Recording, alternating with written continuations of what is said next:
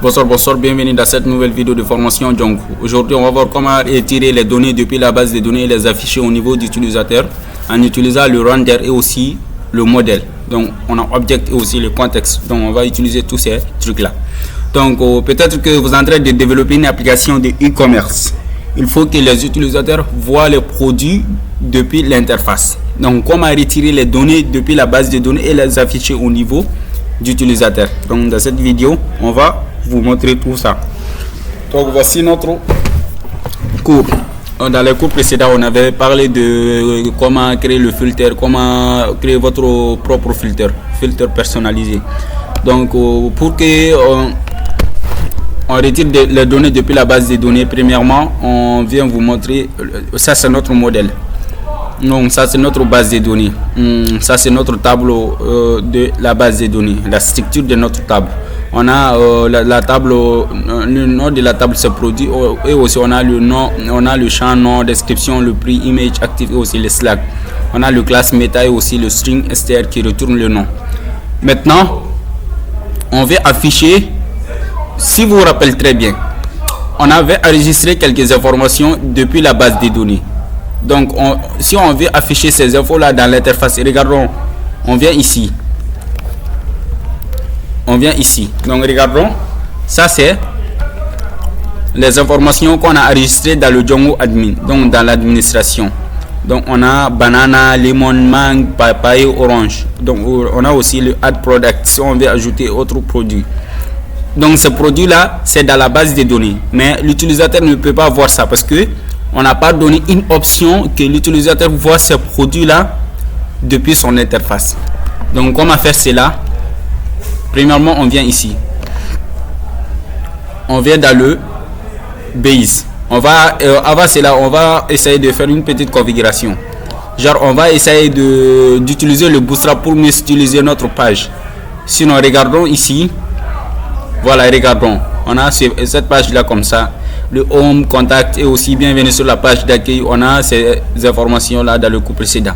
Mais regardons, les informations ne sont pas bien stylisées. Donc, pour bien styliser, on va essayer d'utiliser le Bootstrap. Donc, ceux qui ne connaissent pas Bootstrap, c'est un framework du CSS pour mieux styliser les pages web. Donc, on vient ici, on va essayer de copier les CSS et le JavaScript.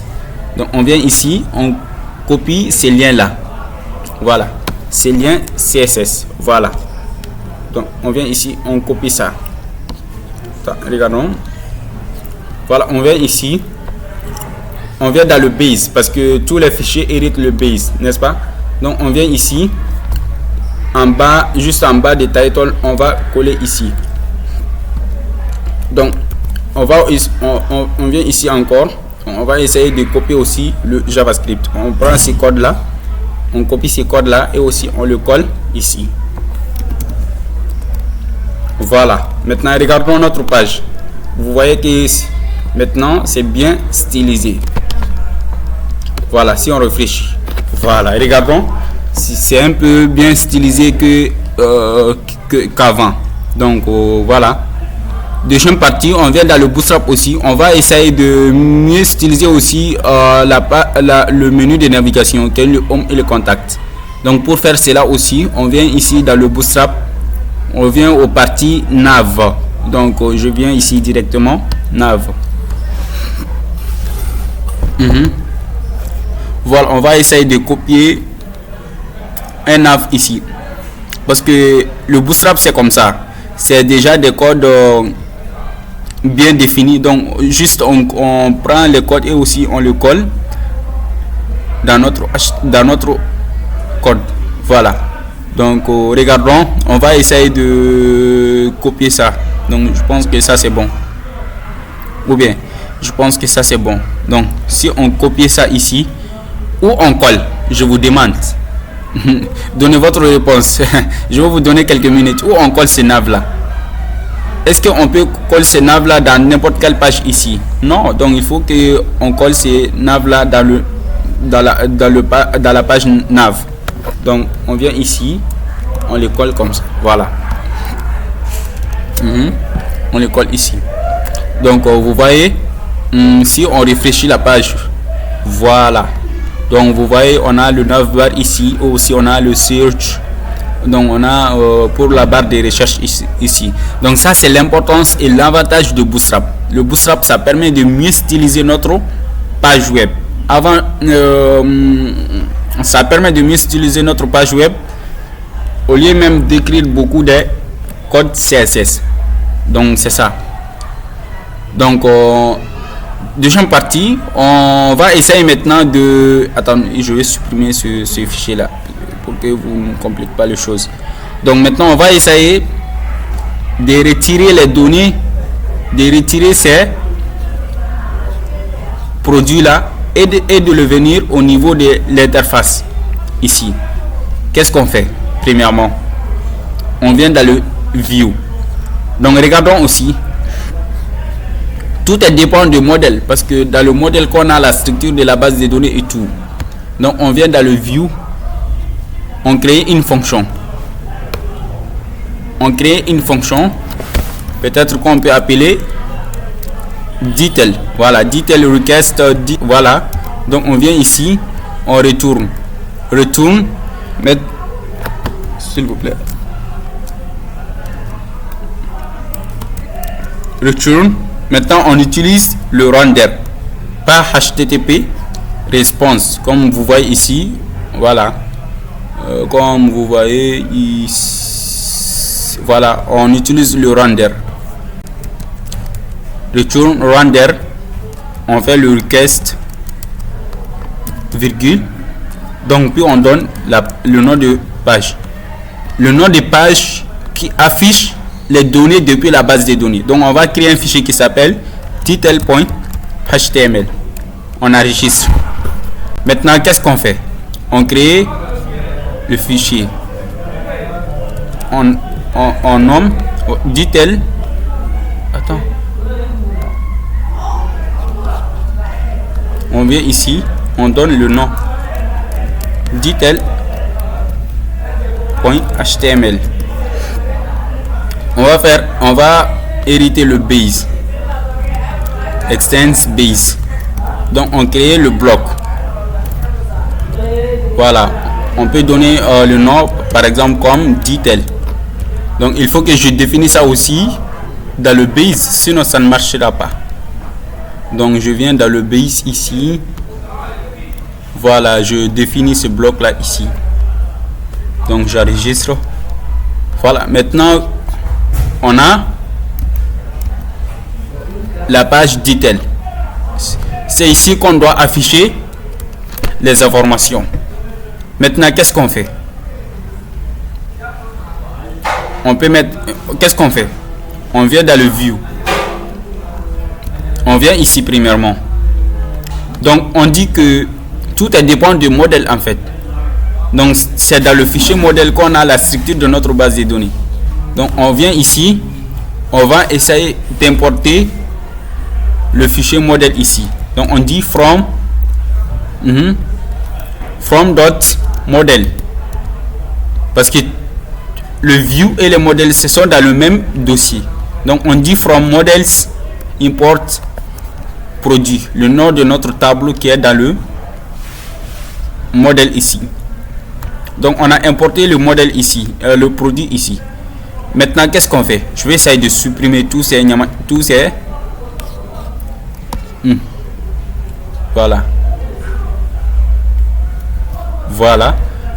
Donc regardons, on a importé le fichier modèle, n'est-ce pas? Donc maintenant ici, c'est ici qu'on doit afficher les informations. Donc dans le view ici, qu'est-ce qu'on fait? On crée une variable. On dit le nom de produit, le nom de notre tableau, c'est le produit. On dit produit dot objects. On utilise le objects ici. Donc c'est ça que voilà, on dit produit dot objects, objet dot quoi. Donc on fait une parenthèse ici. en dot, avant le parenthèse, on met get. Attends, est-ce qu'il y a ici? Donc, dot object, point get. Par exemple, on utilise les ID ici. Donc, on va prendre l'ID 1 ici. Regardons dans la base de données ici. L'ID 1, c'est... Attends, on a une erreur. View.home has no attribute home. Parce que peut-être c'est le problème de sauvegarde. L'URL ligne 24. Je pense que c'est le problème de sauvegarde. Regardons. Has no attribute home. Le home dans le view aussi. Ah ouais, c'est vrai, parce que j'ai supprimé toutes ces fonctions là. Donc si je supprime les fonctions ici, donc l'URL ne peut pas marcher. Donc il faut que je supprime aussi l'URL de home et aussi les contacts. Vous voyez, voilà, c'est ça qui cause l'erreur, c'est ça qui cause problème. Donc voilà. Donc maintenant ici, si je réfléchis la page, voilà. Donc vous voyez le produit ici. Donc si on veut afficher ID, donc je viens dans l'admin. Je viens dans l'admin, j'ai mis ici ID, virgule. Voilà. Regardons. Voilà, on a ID 5, ID 4, ID 3, ID 2, ID 1. Donc ID 1, ça correspond au orange. N'est-ce pas? Ça correspond au orange. Mais on n'a pas ID dans notre modèle ici. Dans notre modèle, on n'a pas ID parce que Django génère une ID par défaut, une ID automatiquement. Si on vient dans le migration ici, regardons. Donc ça crée la migration avec ID. Donc Django fait cela automatiquement. C'est ça le magie de Django. Donc il génère des ID seulement parce que le ID ça doit générer automatiquement. Donc l'ID aussi c'est unique. Donc deux personnes ne peuvent pas avoir le même ID. Donc c'est ça que Django génère ça automatiquement. Donc si on vient dans l'interface, on a ID 1 ici. Donc on voulait afficher ces produits là orange dans notre page web. Donc qu'est-ce qu'on fait? Donc on travaille dans le view. Donc on dit produit égale à notre tableau point object. Je pense qu'on a ici dot object point get. Donc point get ça permet de récupérer les infos, ça permet de récupérer les données. Donc on va récupérer les données dont l'ID c'est égal à 1. Donc ça correspond au orange. Si on a récupéré les données ici, donc je le retourne dans le template. Je dis ici produit égal à produit, qui est ce produit là. Donc produit égal à produit là. Maintenant qu'est-ce que je dois faire ensuite? Comme j'ai créé la page, donc je n'ai pas comme j'ai créé la page details ici, n'est-ce pas? Donc dans le view on retourne vers la page detail. Donc je viens dans le detail aussi. Qu'est-ce que je fais? Je vais essayer d'afficher ce produit là. Donc je viens ici. Donc pour ceux qui ne maîtrisent pas ça, il faut revenir aux leçons précédentes, au cours précédent. Donc je viens ici. Je vais dire produit dot nom. Nom c'est un attribut en fait. Donc pourquoi on dit le produit ici? Parce que on a retourné le produit. Donc on a créé on a créé la variable produit ici. Donc il va prendre les valeurs de produit ici. Donc maintenant on est en train d'afficher le produit. Donc si on dit le produit ici dans les details, on va mettre point quel produit. Donc on donne le nom de produit. Donc le nom de produit aussi c'est orange.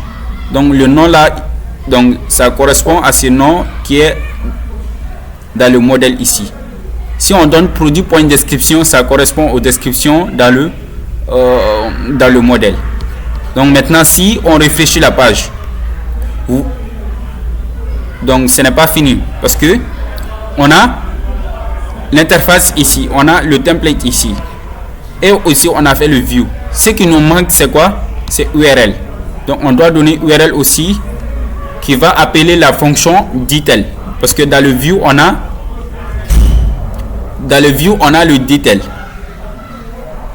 Dans le view on a le detail, donc on doit faire une URL qui appelle ces fonctions là. Donc je viens dans URL,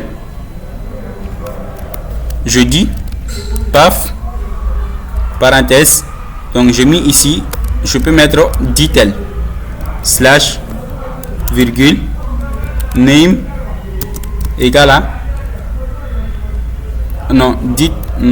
view point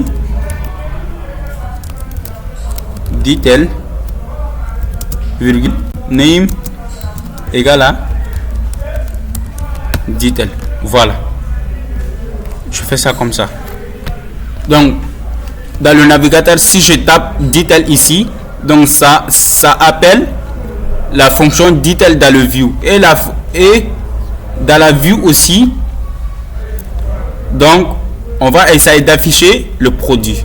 Donc maintenant, si je viens ici et que je réfléchis la page, je donne detail parenthèse, voilà, regardons, ça nous affiche orange.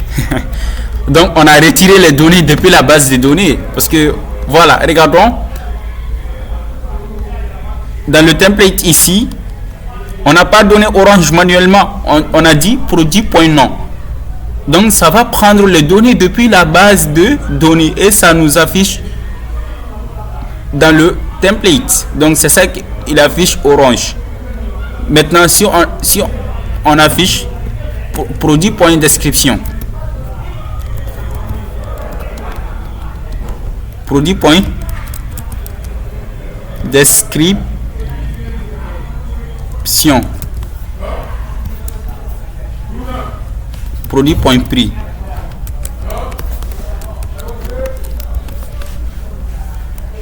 je viens ici, je réfléchis la page, voilà, vous voyez, orange 1000. Donc ça c'est le prix de notre produit, donc le prix de orange. Regardons dans la base de données. Donc je vais un peu dézoomer. Voilà, regardons orange, le prix c'est 1000 francs. Donc description, peut-être que ça là ça n'a pas marché. Voilà, parce que on a mal écrit quoi. Donc si je fais cela et que je viens dans la page detail, voilà, vous voyez orange just orange 1000 francs. Donc les descriptions aussi c'est juste orange. Donc c'est ça qu'on récupère les données depuis la base de données et les afficher au niveau des utilisateurs.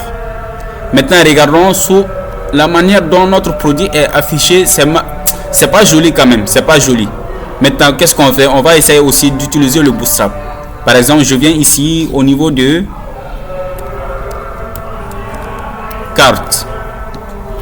Oh, on n'a pas de connexion, voilà. Donc je vais essayer de me connecter au réseau Wi-Fi pour que voilà, ça soit joli. Donc je viens ici au niveau de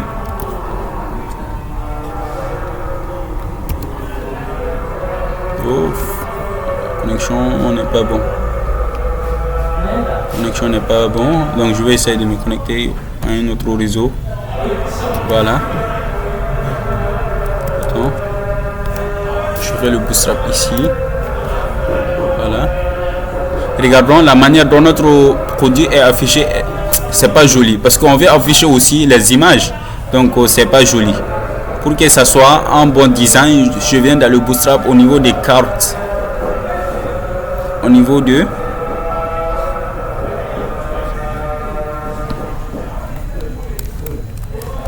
des cartes ici.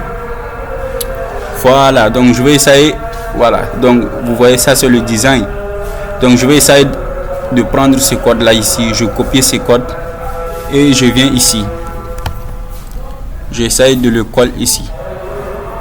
Attends. J'essaye de coller ici. Donc je change le titre au nom de produit. Au nom de produit. Voilà. Produit. Point. Non. Donc, entre parenthèses. Et aussi, je vais essayer de changer ce parenthèse là au ce titre là aux descriptions et aussi le price. Je vais essayer de mettre aussi le price ici. Donc ça c'est Go Somewhere, donc je change ça au Add to Cart. Voilà. Vous voyez, donc le bootstrap c'est très simple. On copie le code puis on change en autre manière. Donc si je viens ici encore et que je réfléchis la page, vous voyez que le design ça sera bon, donc ça sera joli. Donc regardons, on a orange le description, juste orange, le price c'est 1000 francs. On a aussi le bouton Add to Cart, mais on n'a pas le vrai image ici. Donc voilà, donc c'est comme ça qu'on retire les données depuis la base de données et les afficher au niveau d'utilisateur. Donc je pense que vous avez bien compris. Voilà, donc ça c'est si c'était un seul produit. Regardons dans le view parce que on a renvoyé seulement un seul produit, donc ID qui est égal à 1. Si on change ID, par exemple ID 3, ça correspond auquel produit? Si on donne ID 3 et qu'on enregistre, ça correspond auquel produit? Regardons, 3 c'est le mangue. Donc si on vient ici et qu'on réfléchit la page, on voit que c'est le mangue qui est ici. Voilà, c'est le mangue qui est ici parce qu'on a changé ID. Tout est dépend de ce qu'on a mis dans le view ici. Mais imagine-toi, si on veut afficher tous les produits depuis la base de données, qu'est-ce qu'on fait? Regardons, ici on a 5 produits. Par exemple, je vais ajouter un autre produit. Par exemple, on a un produit ici qui s'appelle Zimini. Donc voilà, ceux qui sont au Mali donc vont bien comprendre. Juste Zimini, on a ce produit là ici. Le price par exemple 4000. Donc on n'a pas l'image de Zimini. On peut laisser ça d'abord ou bien voilà.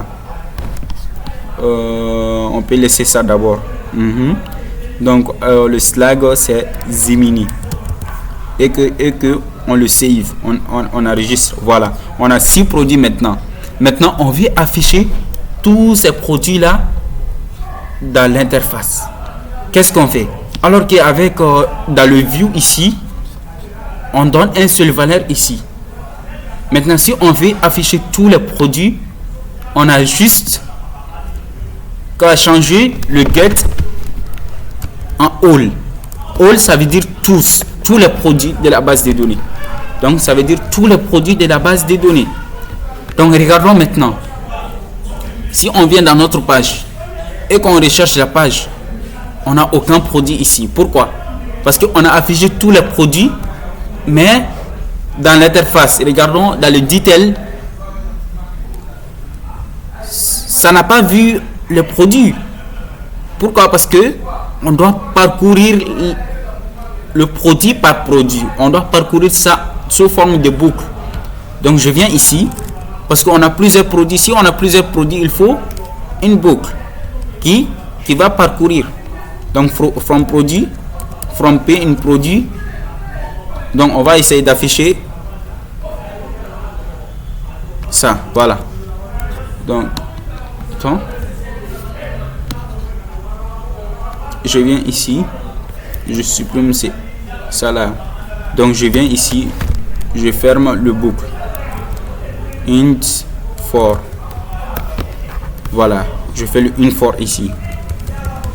Voilà. Maintenant, ça doit nous afficher tous les produits. Donc je dis for P in produit.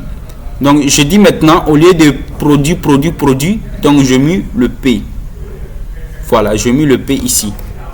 Voilà, P.nom, P.description, P.prix et aussi le bouton Add to Cart. Maintenant ici, si je réfléchis la page, on voit qu'on a tous les produits de la base des données. Donc regardons, waouh.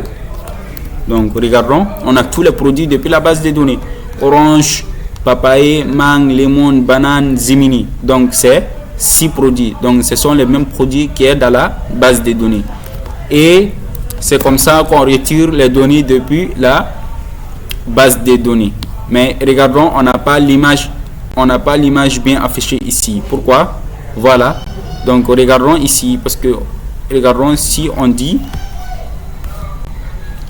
P point. Donc si on veut afficher le produit, on dit P point image. Si on fait ça, est-ce que ça nous affiche le vrai image? Donc ça ne va, voilà, ça, et même ça ne va pas afficher l'image. Maintenant on ajoute URL. Donc on ajoute URL ici. Voilà. Donc si on réfléchit la page, et même maintenant ça ne va pas afficher les images parce qu'il faut configurer ça aussi. Donc c'est ça qu'on appelle les statiques. Les statiques c'est quoi? Donc pour que les CSS soient bien appliqués au Django, et aussi pour que on peut afficher les images, donc il faut une configuration. Donc dans une autre nouvelle vidéo on va essayer de faire cela. Bon, sinon ça ne va pas afficher le vrai image ici parce que ce sont des statiques. Donc il faut un cours spécial pour les statiques. Voilà comment appliquer les CSS et aussi comment afficher les images depuis la base des données. Voilà, donc voici comment récupérer les données depuis la base des données et les afficher au niveau d'utilisateur. Donc tout cela, on utilise le view, l'URL et aussi le template. Donc premièrement, on a le modèle comme la base. Et aussi on a le view, on va créer une fonction view donc qui retourne tous les produits depuis la base de données, puis on retourne ça à un fichier HTML. Puis dans ces fichiers là aussi on parcourir les boucles pour afficher ces éléments un à un. Donc et aussi on a l'URL. Donc si on crée un fichier et qu'on a une fonction view, donc on va donner une URL pour la navigation. Donc on va donner une URL ici pour que on puisse accéder à cette page. Donc voici comment afficher les données depuis la base de données. Donc merci beaucoup pour une autre nouvelle vidéo.